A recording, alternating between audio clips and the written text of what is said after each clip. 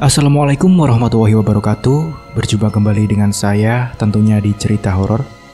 Bagaimana kabar kalian? Semoga baik-baik saja ya, dan dijauhkan dari berbagai mara bahaya. Amin. Nah, bagi kalian yang belum subscribe, silahkan subscribe terlebih dahulu supaya tidak ketinggalan cerita-cerita seram selanjutnya. Nah, di video kali ini saya akan membawakan cerita. Sebelum mulai ceritanya, seperti biasa, di dalam cerita ini semua nama dan tempat disamarkan demi menjaga privasi. Langsung saja, seperti apa ceritanya? Simak video ini sampai habis. Daripada penasaran, tak usah kelamaan lagi, kita masuk ke ceritanya.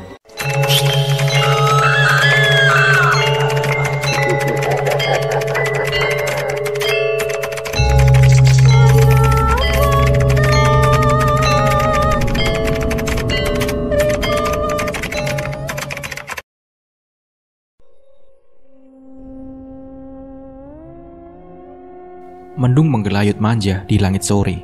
Langit menjadi gelap, seperti gelapnya hatiku. Ku kepal tanganku kuat. Semilir angin bertanda akan hujan lebat. Tak menyurutkan tekadku untuk pergi mengunjungi Nyai Dasinem, kenalanku.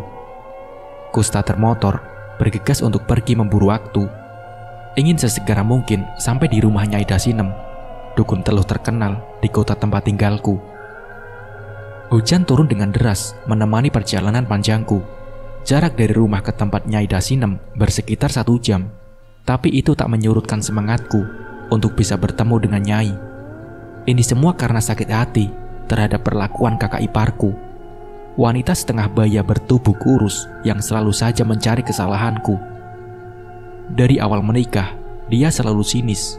Ada saja yang ia adukan ketika bertemu dengan Mas Haris, suamiku. Setiap bertemu dengannya, pasti Mas Haris marah-marah tanpa sebab. Ia selalu iri dengan kehidupanku. Berulang kali keponakanku mengadu. Sebut saja namanya Deak, mata-mataku. Deak selalu merekam percakapan Sri, iparku. Ketika Sri berbicara dengan tetanggaku, Deak berpura-pura bermain bersama teman-temannya. Tanpa sepengetahuan Sri, Deak berselancar ria di dunia maya, memberikan informasi akurat. Satu persatu, kebusukan Sri terekam jelas di memori HP-ku. Kukumpulkan bukti-bukti itu dan kuadukan semua dengan Mas Haris. Sayangnya, tak seperti dugaanku. Mas Haris selalu membela kakak perempuannya, dan aku hanya bisa gigit jari, kalah telak. Makanya, kalau jadi orang jangan baper, celoteh Sri ketika melihatku melintas. Dengan jelas menyindirku. Maksudnya Mbak apa ya? Kuhentikan langkahku tepat di hadapannya. Tetangga yang melihat perlahan mendekat.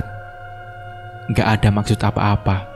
Orang aku lagi ngobrol dengan Sulastri, kok kamu yang tersinggung? Jawabnya cuek sembari melengos. Dongkol rasa hatiku, tapi berusaha ku tahan dengan segenap kemampuanku.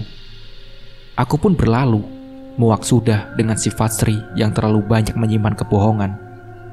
Kurebahkan tubuhku sambil berselancar di dunia maya, memakai HP bututku. Sebuah iklan mengalihkan perhatianku. Iklan jasa teluh yang dibuat oleh Nyai Dasinem. Ide brilian seketika hadir di benakku. Aku akan menyingkirkan Sri dari kehidupanku. Kuhubungi nomor WhatsApp yang tertera di iklan itu. Jiwa jahatku bergelora. Setan menari-nari cantik di pelupuk mata. Senyum sinisku merekah manja. Bendera perang siap dikibarkan. Assalamualaikum, sapaku pelan. Tak ada jawaban. Aku hanya diam mematung di depan pintu. Pintu seketika terbuka lebar tanpa ada yang membukanya. Nyaliku mulai ciut. Masuk, nak. Sebuah suara paro menyambutku. Dengan langkah pelan, aku memasuki ruangan temaram yang hanya ditemani lampu teplok berukuran mini. Suasana dingin dan sangat menakutkan. Tanganku silangkan di dada menahan dingin yang menusuk karena bajuku basah. Silahkan, duduk nak, ujar sesosok nenek berambut panjang berwarna putih. Wajahnya tidak menyeramkan. Ia tersenyum manis melihat kedatanganku. Terima kasih, Nek. Ucapku terbata menahan dingin di tubuhku. Panggil aku Nyai. Apa maksud kedatanganmu ke sini? Serunya. Begini Nyai. Maksud kedatangan saya kemari ingin membalas sakit hati kepada kakak ipar saya, Nyai. Jawabku. Sudah, kau bawa syarat-syaratnya yang aku pinta, ucapnya. Aku mengangguk cepat. Sepasang ayam cemani, kopi hitam, dan kembang 7 rupa, serta foto Sri yang sialan itu segera kuserahkan. Nyai Dasinem tersenyum sinis. Ia memulai ritual dengan mantra-mantra yang tak ku mengerti. Ini, silahkan kau kuburkan benda ini di sekitar tempat tinggal Sri. Jangan lupa kau ucap namanya 7 kali. Kau lihat besok betapa ampuhnya mantraku ini, seru Nyai kemudian. Aku pun berterima kasih dan permisi pulang. Baju yang semula basah kini sudah kering di badan. Hari sudah gelap. Ku tatap layar HP-ku. Ada banyak panggilan Mas Haris di sana. Aku segera pulang ke rumah. Hatiku riang, bukan kepalang. Sebentar lagi, wanita busuk itu benar-benar akan hilang dari pandanganku. Sri akan segera kulenyapkan. Aku terjaga ketika kulihat jam dinding menunjukkan pukul 2 dini hari. Kulihat suamiku masih tertidur pulas di sampingku. Dengan perasaan takut, kutinggalkan suamiku sendiri sembari mengendap-endap keluar kamar. Suasana sangat sepi, hanya terdengar gemberitik hujan dan suara jangkrik yang bersahutan. Kubuka pintu belakang rumah dengan perlahan, sambil sesekali melirik kiri dan kanan. Bungkusan dari Nyai Dasinem tak lupa kubawa. Cangkul pun telah kusiapkan. Dengan mengendap-endap sambil membawa senter di tangan, kuayunkan langkahku menuju rumah Sri. Iparku yang judes dan juga busuk hati, kususuri semua sudut halaman rumah Sri, mencari tempat strategis untuk menanamkan bungkusan dari Nyai Dasinem, dukun teluhku, dan pohon jambu di belakang halaman rumah, pilihan yang tepat. Segera kukuburkan benda itu dengan mencangkul perlahan. Sebuah lubang kecil kuciptakan. Selesai menguburnya, segera kupacu langkah secepatnya agar tidak ketahuan. Senyum sinis mengembang manis di bibirku. Mati kau Sri, gumamku dalam hati. Dek, bangun dek, ujar suamiku seraya menggoyang-goyangkan tubuhku kuat. Apaan sih mas? Masih ngantuk ini, jawabku marah. Itu Mbak Sri pagi-pagi dibawa ke rumah sakit, muntah darah kata Mas Farhan, celotehnya. Aku yang mendengar berusaha menahan rasa bahagia. Akting sedih sengaja kupilih agar suamiku tak mengetahui kebusukanku. Bagaimanapun, Sri adalah kakak perempuan kandungnya. Ia pasti menyayanginya. Aku harus pandai bersandiwara. Loh, kok bisa mas? Padahal kemarin kulihat Mbak Sri baik-baik saja mas, jawabku pura-pura. Ya nggak tahu dek, ayo kita ke rumah sakit. Kasihan Mas Farhan dan Aldo gak ada yang nemani, ajak suamiku. Iya mas, ayo kita pergi, jawabku sesegera mungkin. Aku harus menunjukkan wajah peduli, padahal di hati malas sekali. Di perjalanan, aku hanya diam 1000 bahasa. Begitupun suamiku. Ia tampak sangat khawatir. Berulang kali, ia membuka gawainya, mengabari seluruh keluarga perihal sakit yang diderita mbaknya. Kuseka mata dan pipiku berpura-pura menangis. Mimik muka kupasang sesedih mungkin. Aku ingin meyakinkan suamiku bahwa aku turut khawatir. Gawai suamiku bergetar. Ia lalu mengatakannya. Iya mas Farhan. Suamiku mengangguk-ngangguk. Entah apa yang diceritakan Mas Farhan. Aku tak mendengar. Yang kulihat hanya wajah suamiku yang berubah menjadi merah. Matanya berair. Waalaikumsalam mas. Suamiku mengakhiri perbincangannya. Suamiku menghela nafas panjang. Wajahnya tampak sangat khawatir. Bulir-bulir bening seketika jatuh di pipinya. Aku merasa sedikit kasihan. Sedikit yang banyak rasa bahagia. Sepertinya kabar buruk tentang Sri akan segera kudengar. Mbak Sri harus segera dioperasi. Muntah darahnya tak mau berhenti. ia kehabisan banyak darah. Jika seperti ini terus, nyawanya bisa terancam. Suamiku mulai membuka percakapan. Memang Mbak Sri sakit apa, Mas? Tanyaku penasaran. Dokter bilang ada benda asing di perut dan paru-paru Mbak Sri.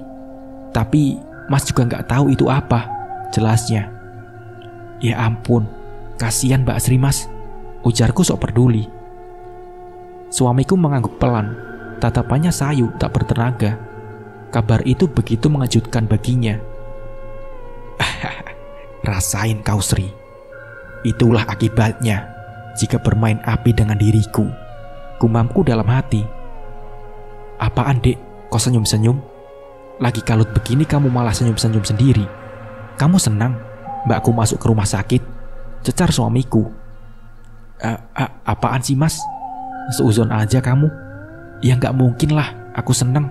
Orang dia mbakku juga, dalihku. Aku benar-benar terkejut dengan ucapan suamiku. Kan kamu sendiri yang bilang, Dek, kalau Mbak Sri itu judes dan tukang ngadu. Jadi kamu sakit hati dengan Mbak Sri, ujarnya ketus. Mengada-ada aja kamu, Mas. Sudahlah, aku mau nonton TV aja, kataku berpura-pura merajuk. Tajam juga pikiran suamiku. Bisa gawat kalau sampai ketahuan. Habislah aku. Aku harus lebih berhati-hati, pikirku. Tiba di rumah sakit, Mas Haris langsung menuju ruangan tempat Mbak Sri dirawat. Kondisinya berangsur membaik, kata Mas Farhan. Hatiku sedikit kecewa mengingat Nyai Dasinem. Kerjanya lambat, mengurus wanita satu ini aja nggak becus. Mbak Sri masih saja hidup. Kami menelusuri setiap lorong di rumah sakit. Tak lama, kami melihat samar-samar Mas Farhan dan anaknya duduk di depan ruangan Mbak Sri. Suamiku melambaikan tangan ketika pandangan mata Mas Farhan melihat ke arah kami. Ia pun membalas lambaian itu. Bagaimana keadaan Mbak Sri, Mas? Tanya Mas Haris khawatir. Alhamdulillah, mulai membaik, Riz. Sudah tidak muntah lagi, jawabnya. Kejadiannya gimana, Mas? Kok tiba-tiba Mbak muntah darah begitu? Perasaan kemarin baik-baik saja, Mas, cecar Mas Haris. Mas juga nggak tahu, Riz. Yang Mas ingat, tadi malam ada suara keras di atap rumah, seperti ada yang melempar batu besar. Dan tidak lama setelah itu, mbakmu muntah-muntah tak berhenti, jelas Mas Farhan. Wajah Mas Farhan tampak sangat lelah. Aku sih masa bodoh saja. Tidak ada sedikit pun rasa sesal dan kasihan. Yang aku inginkan hanya kematian Sri, wanita yang sangat kubenci selama ini. Riz, kamukah itu, Dek? Sebuah suara yang sangat kukenal memanggil suamiku. Iya, itulah wanita sialan yang selama ini membenciku. Tanpa menunggu aba-aba, Mas Haris segera masuk ke ruangan. Aku tetap menunggu di depan pintu, tak sudi melihat wajah busuk itu. Mengingatnya saja, aku sudah benci. Tak lama Mas Haris keluar, melihatku yang masih setia menunggu. Aku tetap diam, terpaku, tanpa sepatah kata pun. Aku lebih baik bungkam daripada salah dalam berbicara. Kamu gak ikut masuk, Dek. Mbak Sri nanyain kamu, ujarnya memelas. Tumben nanyain aku, Mas. Biasanya malah malas ngelihat aku, batinku. Gak lah, Mas. Aku di sini saja, tolakku kasar. Aku masih kesal dengan kata-katamu, Mas. Tuduhanmu sangat menyakitkan, ucapku berpura-pura marah. Padahal aku memang malas untuk melihat Mbak Sri. Sudahlah, Dek. Maafkan Mas. Mungkin tadi Mas hanya emosi, Dek. Ayolah, lihat Mbak Sri. Kasihan dia, rayu Mas Haris. Dengan berat hati dan terpaksa, akhirnya kuikuti kemauan suamiku. Aku masuk dan melihat Mbak Sri sedang terbaring lemah. Aku tersenyum melihatnya. Tapi naas, wanita sialan itu malah melengos dan berpura-pura tidur begitu melihatku. Hatiku tambah terbakar emosi. Beraninya Mbak Sri mempermalukanku seperti itu. Dasar tak punya hati. Awas saja kau, Sri. Nyawamu tak akan lama lagi, batinku kesal. Aku membalikkan badan mencoba untuk pergi meninggalkan Mbak Sri. Mukaku merah padam menahan amarah, tapi keburu ditahan suamiku. Ia menggeleng. "Sabar sayang, namanya juga orang lagi sakit," ujarnya mencoba menenangkanku. Aku pun mencoba sabar dan kembali membalikan badan. Mbak Sri berpura-pura bangun dari tidurnya. Tatapannya dingin, jelas terlihat wajah penuh kebencian terhadap diriku. Bagaimana keadaan Mbak sekarang?" Kataku terbata, mencoba memperbaiki keadaan. "Cuy, jangan sok baik kau, Nis. Aku yakin ini perbuatanmu," bentaknya. Maksud Mbak apa?" Jawabku terkejut. Dari mana ia bisa tahu semua itu? "Penyakitku ini gak wajar. Pasti semua ini ulahmu kan? Kamu selama ini selalu membantahku. Kamu selalu cari gara-gara denganku," cecar Mbak Sri geram. Aku merasa terpojok. Ucapan Mbak Sri memang benar adanya. Aku terdiam. Ruangan menjadi sangat hening. Otakku berputar mencari solusi. Kubalikan badan berpura-pura menangis. Sandiwara ini harus berhasil. Jikalau tidak, rusaklah semua usahaku selama ini. Sudah kubilang mas, aku tak mau masuk. Tapi kamu yang memaksaku. Sekarang kamu lihat sendiri kan perlakuan Mbak Sri kepadaku. Suasana ku buat sedramatis mungkin. "Mbak, jangan berpikiran buruk begitu dong Mbak. Capek-capek Nisa datang ke sini, malah dituduh begitu. Kasihan istriku Mbak," bela Mas Haris. "Iya, aku memang pandai bersandiwara. Aktingku memang jempolan. Seandainya wajahku cantik Mbak Nia Ramadhani, aku yakin pasti aku menjadi seorang artis. Aku memang hebat," pikirku. "Alah, kamu jangan termakan sifat sok baik istrimu Har. Kamu tahu kan istrimu tak sebaik itu," ejek Mbak Sri membuat suasana bertambah panas. Sudah toh Bu. Malu dilihat orang-orang. Mulutmu itu loh Bu, pedas kayak cabai rawit," seru Mas Farhan. Nampaknya ia mulai jengah. "Kalau begitu, lebih baik aku pergi saja. Daripada berada di sini, tambah sakit hatiku," jawabku sembari membalikkan badan, berlari kencang meninggalkan ruangan Mbak Sri. Pergi saja sana. Kedatanganmu ke sini cuma membuatku tambah sakit saja," samar-samar ku dengar suara Mbak Sri. Aku tak peduli dengan Mas Haris yang berlari sembari memanggil namaku.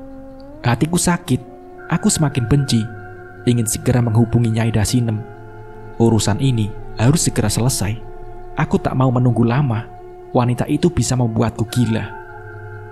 Ku angkat gawaiku dengan rasa malas. Di layar HP bertuliskan nama Nyai. Aku masih kecewa dengan kinerja Nyai. "Iya, Nyai."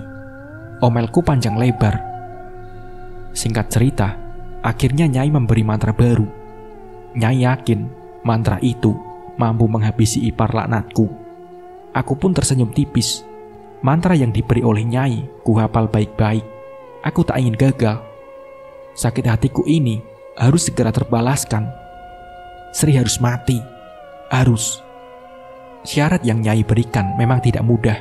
Aku diwajibkan puasa mutih yang hanya makan nasi putih dan air putih saja dalam waktu 1 minggu. Tapi demi lancarnya niat jahatku, syarat yang tergolong berat itu mudah saja dijalankan.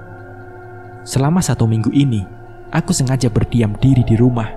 Hanya suamiku, Mas Haris, yang bolak-balik ke rumah sakit mengunjungi mbaknya. Semenjak kejadian memilukan itu, aku jadi enggan jika diajak ke rumah sakit. Beruntungnya, Mas Haris mengerti keadaanku. Hingga pada hari ke-7, dengan leluasa, aku meluncurkan syarat yang terakhir, yaitu menanamkan paku dan kawat serta kembang 7 rupa yang dibungkus dengan kain kafan. Benda itu kutanamkan tepat jam 12 malam. Suasana sangat sepi, karena semenjak Mbak Sri sakit, anak dan suaminya selalu setia menjaganya. Lega. Dengan begini, aku bisa tidur nyenyak, pikirku. Malam yang sangat indah, hati pun sangat bahagia. Tinggal menanti esok hari. Kabar gembira pasti datang menghampiri. Dan aku percaya kali ini, usahaku pasti tak akan gagal lagi. Sri pasti mati. Pasti. Ku terima pesan dengan cepat. Tertulis nama suamiku di situ. Aku yakin ini berita baik yang kutunggu. Assalamualaikum, Mas. Apa, Mas? Innalillahi. Ya Allah, Mas. Kapan?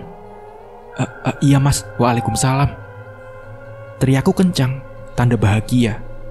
Akhirnya, wanita sialan itu mati juga.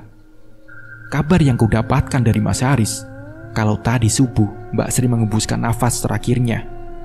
Sadis memang, bahkan tak punya hati. Tapi ini semua tak akan terjadi jika Sri bisa menjaga lisan dan perbuatannya kepadaku. Sekali dua kali aku maafkan, tapi jika seringkali, maaf, aku sudah tak tahan. Kadang hati selalu bertanya, apa salahku? Kenapa ia sangat membenciku? Memang sedari awal pacaran, Sri sudah memperlihatkan penolakannya padaku. Tapi Mas Haris bersikuku ingin mempersuntingku. Aku pun sempat mundur. Tapi lagi-lagi karena cinta kami kembali bersatu. Jangan salahkan diriku jika kini hatiku mengeras seperti batu. Sakit hati, jelas. Dendam yang bertahun aku rasakan kini telah sirna. Sri sudah mati. Urusan anak dan suaminya aku tak peduli. Yang penting sekarang aku bebas dari rasa sedih dan sakit hati. Mayat Sri tiba di pagi hari. Ku dengar jelas suami dan anaknya tak berhenti menangis serta memanggil nama Sri. Begitupun dengan Mas Haris. Pelayat pun sudah banyak berdatangan. Aku yang sedari pagi telah ada di rumah wanita itu pun berpura-pura menangis melihat kedatangannya berserta keluarga lainnya. Aku harus pandai bersandiwara agar orang tak curiga. Mbak Sri, begitu cepat dirimu pergi meninggalkan kami, Mbak. Raungku sembari memeluk mayatnya yang kini telah berbujur kaku di atas kasur tipis di ruangan tamu. Pelayat yang melihat ikut terharu. Iya, aku memang jenius. Aktingku tak kaku. Hingga suamiku pun tak tahu jika akulah penyebab Mbak Sri kesayangannya itu meninggal dunia. Sabar sayang, maafkan kesalahannya. Maafkan kesalahannya selama ini padamu sayang. Mas tahu, adik orang yang baik. Mas Haris berusaha menenangkanku. Cuy, aku tak sudi memaafkan Sri. Dasar bodoh kau, Mas. Bisanya ketipu dengan diriku, pikirku. Iya Mas, pasti aku maafkan. Bagaimanapun, ia juga mbakku, Mbak Sri, rangku. Prak! Ku jatuhkan tubuhku tepat di atas mayat Sri yang kaku, berpura-pura pingsan untuk melengkapi sandiwaraku. Para pelayat berteriak riuh. Begitupun suamiku yang tak henti memanggil namaku. Dalam hati, aku tersenyum puas. Semua berjalan lancar. Sungguh hari yang sangat indah. Malam ini, tahlilan pertama digelar. Makanan ala kadarnya tersedia. Mata Mas Haris dan Mas Farhan masih sembab. Begitupun anak sematawayang mereka. Bocah berumur 14 tahun itu tak henti menitikkan air mata. Ia tertunduk dalam diam. Hatinya sangat terluka mengingat kepergian ibunya tercinta. Sedari acara dimulai, aku memilih berada di dapur rumah. Tak ada yang menemaniku. Aku sendiri. Hanya ponsel bututku yang setia menemani. Aku sengaja menyendiri, duduk sambil menahan senyum yang sembari tadi menggelitik. Dan pada saat itu, aku tersentak kaget. Tak sengaja, aku melihat bayangan putih dengan cepat melesat di dekat jendela. Angin kencang seketika menyibak jilbabku yang berantakan. Dengan perasaan sedikit takut, aku beranjak dari dudukku, memberanikan diri melangkah ke jendela, mencari tahu siapakah bayangan itu. Ipar jahat. Aku terperanjat kaget. Jantungku seakan mau copot. Suara itu. Suara itu. Bulu kuduku seketika meremang. Suara itu sangat aku kenal. Iya, itu suara Mbak Sri. Wanita itu seolah-olah ada di dekatku. Kukumpulkan segenap keberanian yang masih tersisa, berusaha bangkit dari dudukku walau kaki gemetar. Delimah, Teganya kau Delimah. Ku dengar dengan jelas teriakan wanita itu di balik pintu. Brak! Belum sempat ku dekati pintu, pintu sudah terbuka dengan sendirinya. Seperti ada kekuatan hebat dari luar.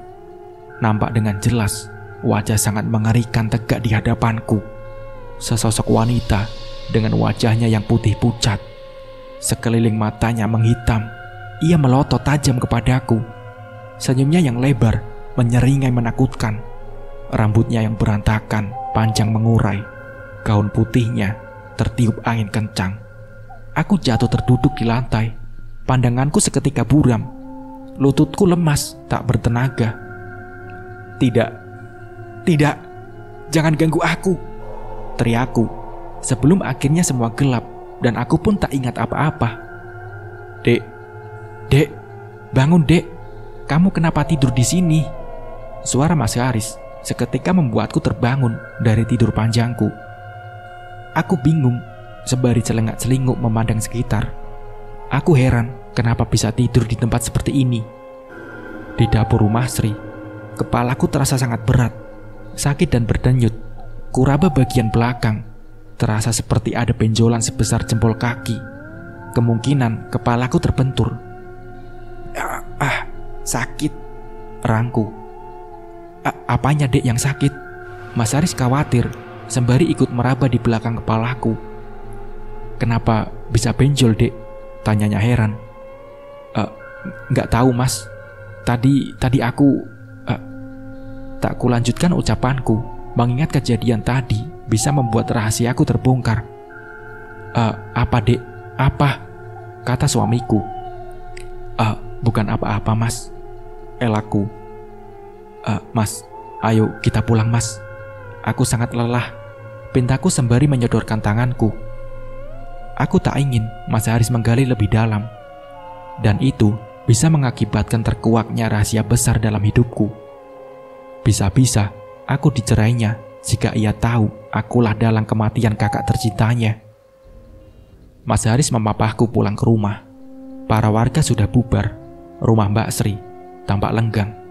Mas Farhan dan anaknya sudah siap berbenah. Mereka terlihat tabah. Tak ada lagi tangis dan air mata yang berlinang. Yang tersisa hanya matanya yang masih tampak sembab. Kejadian menegangkan itu yang baru saja aku alami membuat diriku menjadi ketakutan. Aku tak tenang. Mataku selalu menatap ke pintu dan jendela, takut sewaktu-waktu wanita itu muncul lagi. Tidur lagi dek, sudah malam ini, ujar suamiku seraya menunjuk jam dinding. Waktu memang sudah menunjukkan pukul 1 dini hari. Aku pun mengangguk dan berbaring di samping suamiku. Ku peluk tangannya agar ia tak jauh dariku. Aku sangat takut. Mas Haris tampak tak bergeming. Ternyata ia sudah terlelap. Ku dengar dengkurannya begitu kuat. Sialnya, mataku tak jua mengantuk. Aku masih terngiang wajah menyeramkan itu. Senyumnya, matanya sangat mengerikan. Ku dengar samar-samar suara kaki diseret. Aku semakin ketakutan. Ku tarik selimut menutupi wajahku. Badanku seketika menggigil dan gemetar. Langkah kaki itu semakin mendekat, dan ku rasakan selimutku ditarik dengan paksa, hingga terpaksa aku membuka mata. Seketika ku rasakan kakiku ditarik dengan keras. Aku berusaha berontak. Tanganku menggapai suamiku, tapi anehnya Mas Haris tampak tak bergeming. Kulihat dengan jelas sepasang tangan pucat berusaha menarik tubuhku keras. Tangan itu dipenuhi kuku-kuku tajam, mencengkeram kuat. Aku takut. Aku menangis sejadi-jadinya. Aku berusaha teriak, tapi anehnya suaraku seperti tertahan. Yang membuatku lebih ketakutan, begitu aku melihat wajah itu menyeringai mengerikan. Wajah pucat itu tersenyum lebar, menampakkan giginya yang tajam. Delimah, Delimah, ucapnya sembari mendesis menakutkan. Darah mengecer keluar dari mulutnya. Mbak Sri, bibirku bergetar menyebut namanya. Teganya kau Delima, ucapnya sembari mencengkeram kuat kakiku. Tangan dingin itu membuatku lemas. Aku pasrah. Maafkan aku, Mbak, ucapku lirih, berurai air mata. Tak semudah itu. Aku akan menuntut balas. Hidupmu tak akan tenang. Kau telah memisahkan aku dengan suami dan anakku. Aku tak rela, teriaknya marah. Cengkeraman itu terlepas. Ia tegak dengan wajah yang sangat marah. Ia kemudian menyeringai penuh arti. Aku hanya terdiam, mematung menatapnya dengan takut. Seketika tubuh Mbak Sri tertutup oleh asap yang sangat tebal. Dan tak lama kemudian, menghilang entah kemana. Aku tertunduk lemas. Ku tatap suamiku yang masih terlelap. Seketika ada segumpal penyesalan. Dadaku terasa sesak. Aku yakin kedepannya hidupku tak lagi tenang. Perasaan bersalah dan ketakutan tak akan pernah hilang. Mbak Sri, maafkan aku, ucapku lirih sembari menutup mataku. Aku lelah dan sangat lelah. Hingga dalam hitungan detik, aku pun sudah terlelap. Delima, Delima, Delima. Ku dengar samar-samar ada yang memanggil namaku. Dengan perasaan malas, ku buka mataku perlahan. Tanganku meraba ke samping. Tak ku temukan suamiku.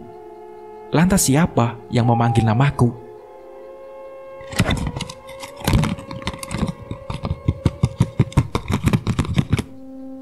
Mataku seketika terbelalak mendengar suara dari arah lemari pakaian. Lemari kayu jati berornamen kembang itu bergetar seperti ada yang menggetuk dari dalam. Badanku seketika menggigil ketakutan. Kulihat dengan jelas pintu di lemari itu sedikit demi sedikit terbuka. Bunyi pintu itu yang terbuka perlahan. Padahal jelas sekali, ku ingat lemari itu telah terkunci sebelum aku tidur. Ku perhatikan dengan seksama, ada sesuatu yang keluar dari balik pintu. Jari-jari tangan pucat berkuku sangat panjang, membuatku bergidik ngeri. Mas Haris, teriakku memecah keheningan malam. Tak ada sahutan dari Mas Haris. Aku tak tahu ia hilang kemana. Delima. Suara itu kembali terdengar, diiringi dengan kepala menyeramkan yang menyembul dari dalam lemari. Nampak dengan sangat jelas, sosok itu yang memanggil namaku. Rambutnya panjang, awut-awutan. Matanya melotot tajam ke arahku, seolah hendak menerkam diriku. Bibirnya menyeringai, mengerikan. Itulah Mbak Sri, wanita yang mati karena ku teluh. Mbak, sudahlah Mbak, berhenti menggangguku. Aku lelah Mbak. Mohonku di sela rasa takutku. Hahaha, bisa juga kau takut Delima. Kenapa tak kau pikirkan sebelum kau membunuhku? Katanya seraya mengangkat kedua tangannya, ingin menjekik leherku. Ia mendekat melayang di udara, hendak menghampiriku. Aku menutup kedua mataku, pasrah. Yang aku bisa hanya menangis dengan kencang. Aku sangat ketakutan. Badanku sangat lelah, hingga untuk beranjak pun aku tak mampu. Dek, Nisa, kurasakan seseorang menepuk lembut pundakku. Kudongakkan kepalaku dengan cepat. Betapa bahagianya hatiku melihat siapa yang menepuk pundakku. Mas Haris, teriakku seraya memeluk erat pinggang suamiku. Ia nampak sangat terkejut. Ada apa, Nis? Kok kamu menangis? Tanya Mas Haris khawatir. Mas, dari mana saja, Mas? Aku takut, Mas. Jawabku seraya terisak. Apaan sih kamu, Nis? Selama ini, Mas tahu kamu orangnya berani, mandiri. Mas baru dari toilet, kebelet pipis. Tuturnya panjang lebar. Aku terdiam sesaat. Aku tak mau bicara lebih banyak lagi. Bisa-bisa keceplosan dan tamatlah riwayatku. Predikat sebagai Nyonya Haris akan segera tergantikan dengan narapidana. Amit-amit, Pikirku seraya menggeleng-gelengkan kepalaku. Apaan sih dek? Gak jelas banget kamu. Diajak ngomong malah geleng-geleng. Sungut Mas Haris kesal. Sudahlah mas. Ayo kita tidur. Aku sangat ngantuk. Ajakku mengalihkan pembicaraan. Mas Haris mengangguk dan aku pun segera berbaring di sampingnya seraya memeluk erat. Aku sangat takut Mbak Sri akan muncul kembali. Seharian ini, ia selalu menerorku hingga terkuras semua tenagaku. Dengan terpaksa, aku bangun di saat matahari masih malu-malu menampakkan sinarnya. Aku harus memasak untuk bekal suamiku berangkat bekerja. Aku juga harus memasak untuk Mas Farhan dan anaknya. Pekerjaanku menjadi berkali-kali lipat setelah kepergian Mbak Sri. Dengan berat hati juga, kuturuti permintaan suamiku untuk terus mengurus keperluan sehari-hari Mas Farhan dan anaknya. Semua untuk menghemat biaya daripada menyewa pembantu. Aku menyesal telah membuat nyawa Mbak Sri melayang.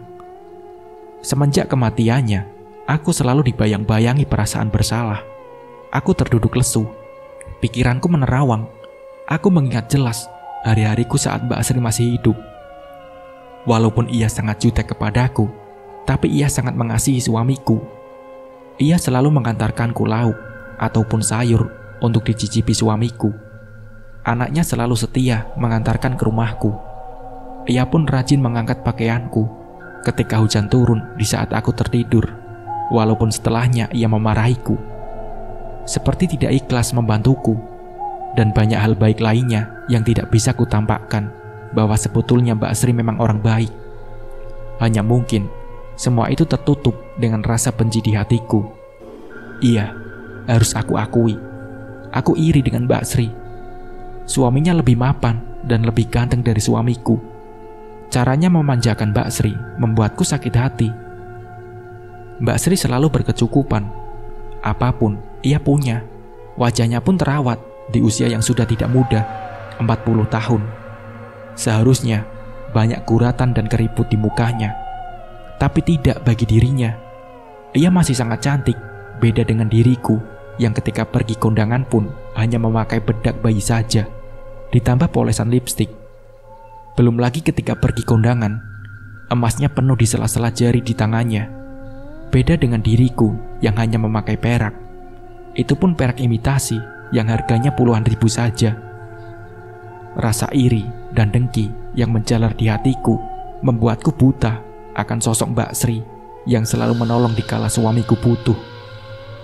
Ialah garda terdepan yang pasti datang membantu. Aku gelap mata. Sayangnya, semua kini sudah terlambat. Mbak Sri sudah mati karena keegoisanku. Gara-gara perbuatanku, anak semata wayangnya harus kehilangan ibu tercintanya, dan juga suami yang sangat mencintainya harus kehilangan istrinya. Semua gara-gara aku.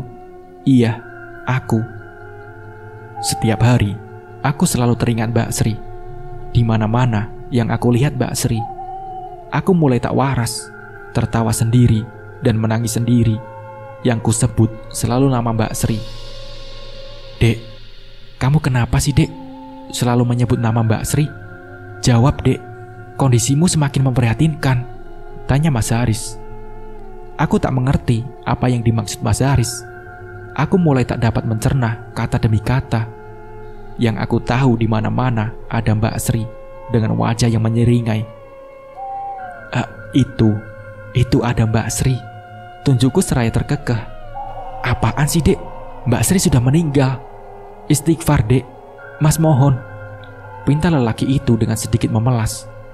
Aku menatap heran, dan aku mulai lupa ia siapa. Lelaki itu menyodorkan sesuatu untukku. Prak! Seketika, aku menepis piring itu. Piring itu pecah berserakan di lantai.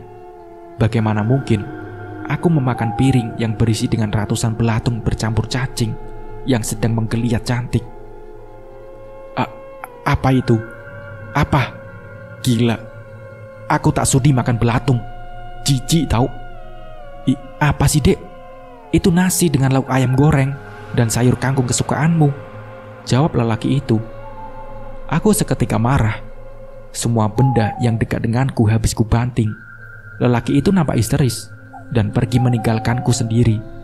Aku tak peduli. Beralih ke sudut pandang Mas Haris.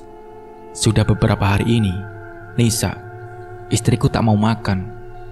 Tak ada sesuap pun nasi masuk ke mulutnya. Dia selalu marah dan berteriak. Dan dia selalu menyebut nama kakakku, Mbak Sri. Aku semakin khawatir melihatnya menjadi sangat kurus. Semua upaya sudah kucoba, namun nihil. Nisa masih bungkam, tak jua membuka mulutnya. Nisa semakin tak terkontrol. Semua barang-barang yang ada di dekatnya pasti dibantingnya.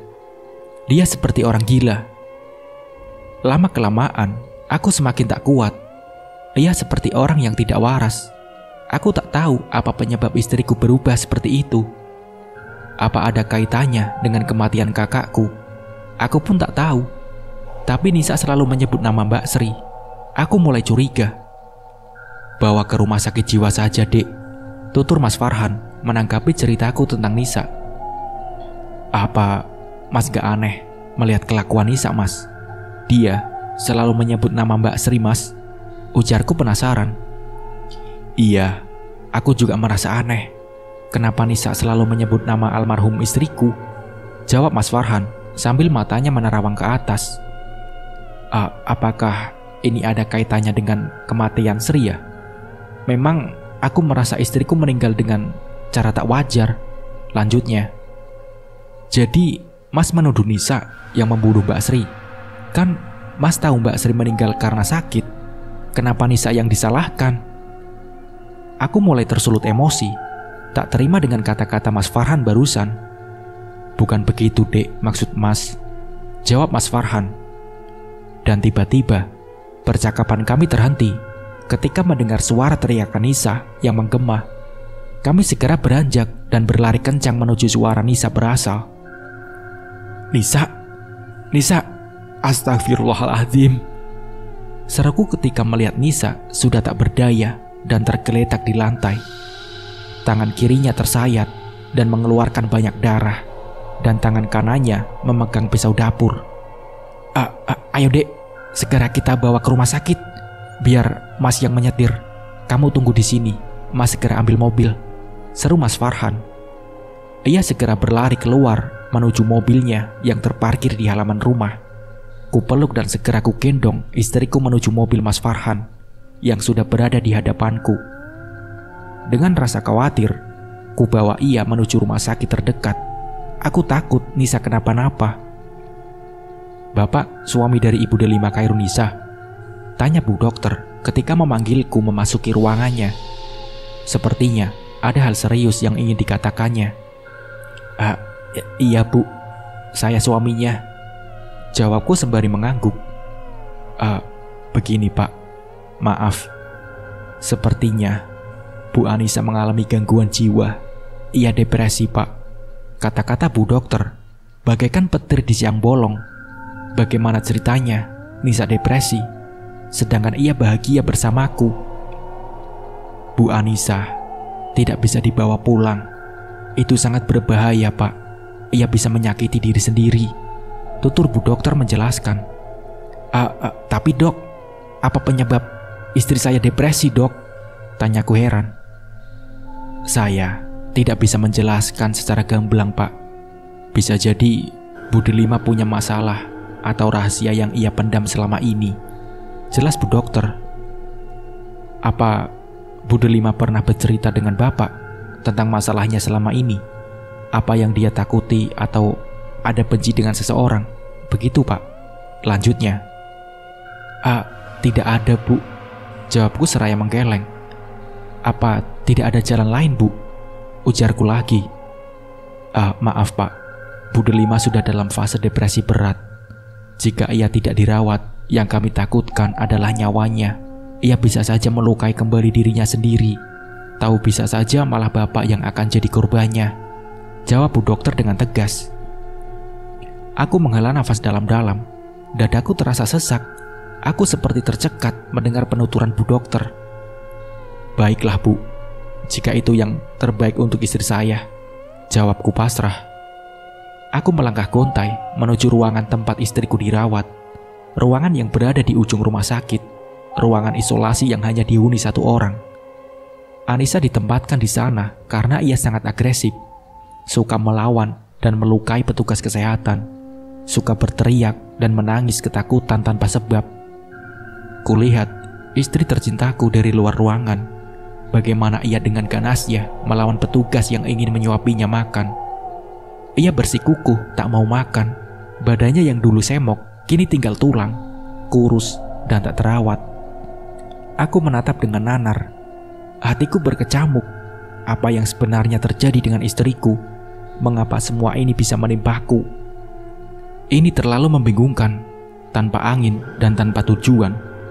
Kehidupanku yang dulu bahagia mendadak penuh dengan derai air mata setelah Mbak Sri berpulang. Berpikir sekeras apapun, aku tak menemukan jawaban. Dengan segenap kekuatan yang masih ada, kupaksakan langkahku menuju istriku yang masih mengamuk. Sayang, sabar. Ku coba menenangkan Nisa yang tak terkendali. Siapa kamu? Apa maumu? Ujarnya marah seraya melotot penuh kebencian. Hatiku hancur melihat istriku yang tak mengenaliku. Ia benar-benar lupa terhadapku. Ini Mas sayang. Ayo sayang makan. Mas sayang adik. Jawabku menahan bulir-bulir bening yang hendak tumpah di sudut mata. Prang! Pergi dari sini. Aku tak mau makan, jijik tahu. Beraninya kau memberiku cacing dan belatung. Teriak Nisa seraya menepis piring yang kusodorkan untuknya. Ampun Mbak Sri. Ampun. Kata Nisa. Aku benar-benar terkejut melihat sikap Nisa yang begitu membingungkan. Sebentar menangis histeris, dan dalam hitungan detik sudah tertawa bahagia. Iya, akhirnya aku menyerah pada keadaan. Nisa memang sudah berubah. Ia bukan Nisa yang kukenal. Hari berganti hari, bulan berganti bulan, dan tahun pun telah berganti. Tak terasa sudah 1 tahun Nisa dirawat. Kondisinya kini sangat memprihatinkan. Selang terpasang di sekujur badan. Harapan hidupnya semakin tipis. Tinggal menunggu keajaiban ilahi. Aku masih setia menanti, menunggu harapan yang tak pasti. Aku ingin Nisa seperti dulu lagi, bercanda dan tertawa hingga kami tua nanti, bersama dengan kebahagiaan yang hakiki. Aku terhenyak ketika mendengar dering HP-ku. Kulihat di layar HP-ku, panggilan berasal dari rumah sakit yang merawat istriku. Diangkat segera panggilan masuk itu. Assalamualaikum Pak Aris. Iya, waalaikumsalam. Ini benar Pak Aris? Iya, saya sendiri. Maaf Pak, kami mau mengabarkan kondisi Bu Delima yang semakin menurun. Sebaiknya Bapak segera kemari. Iya, baik, saya akan segera ke sana. Telepon segera kututup. Aku bergegas pergi menuju rumah sakit. Gundah gulana memikirkan nasib istri tercintaku. Kakiku seketika kaku begitu aku melihat dengan jelas kondisi Nisa. Wanita yang kucintai kini terbaring, lemah, tak bergerak. Nafasnya tersengal. Semua benda yang terpasang sudah dilepas atas permintaan sendiri. Lututku terasa lemas. Aku benar-benar tak bertenaga. Tiba-tiba, Nisa membuka mata dan melihatku dengan sayu. Tatapannya, tatapan cinta yang lama tak kulihat, kini terpancar indah di matanya. Aku rindu tatapan itu. Mas, sini mas. Ujarnya pelan dengan susah payah berusaha memanggilku, seraya melambaikan tangannya. Ada rasa bahagia melihatnya, sudah mengingatku. Keajaiban yang ditunggu akhirnya tiba. Aku mendekat dengan cepat. Ku genggam tangannya kuat. Tangannya terasa dingin. Mas, adik mau jujur. Maafkan adik mas. Adik harus membongkar rahasia ini. Rahasia yang menyiksa adik selama ini. Adik sudah tak sanggup mas memendam ini. Adik rasa adik tidak bisa lama-lama. Adik pergi dengan tenang mas, ujarnya dengan susah payah. Nafasnya semakin tersengal. Adik jangan ngomong begitu. Mas tidak bisa tanpa adik. Mas sayang dan cinta adik, jawabku sembari mencium tangannya. Mas, adiklah yang sudah menyuruh dukun untuk meneluh Mbak Sri. Adik sakit hati, Mas. Mbak Sri selalu mengganggu adik. Sudah mati pun ia tetap ganggu adik, Mas, ujarnya lemah. Denyut nadinya semakin lemah. Astagfirullah, Dek, jawabku histeris. Aku tak tahu harus marah atau harus memaafkan melihat kondisi istriku yang semakin melemah. Belum sempat ku jawab, kulihat Nisa memegang dadanya. Ia semakin sulit bernapas. Tak lama, ia pun menutup matanya. Aku hanya bisa memeluknya erat, tak tahu harus berbuat apa. Dokter, dokter, dokter, teriakku kencang. Dokter dan para perawat segera berdatangan. Mereka dengan sigap mencoba menolong Anissa yang tak bergerak. Namun semua percuma. Innalillahi wa inna ilaihi roji'un. Maafkan kami, Pak. Jiwa istri Bapak sudah tak dapat kami tolong, ujar dokter kemudian. Anissa, Anissa. Aku pun menangis. Tubuhku seketika lemas. Aku harus merelakan istriku pergi dengan semua misteri yang ia ungkap untuk terakhir kali. Aku tak tahu harus memaafkan ataupun harus bersedih. Hatiku berkecamuk. Aku mencintai Anissa sepenuh hati. Tapi sungguh tak kusangka ia setega itu. Bagaimanapun Mbak Sri adalah kakakku. Aku pun hanya bisa pasrah. Apapun yang terjadi dahulu, aku coba memaafkan. Semoga istriku bahagia di sana. Nah, seperti itu ceritanya. Semoga dari cerita ini kita bisa mengambil hikmah dan pembelajarannya. Mungkin cukup sekian dari saya. Wassalamualaikum warahmatullahi wabarakatuh.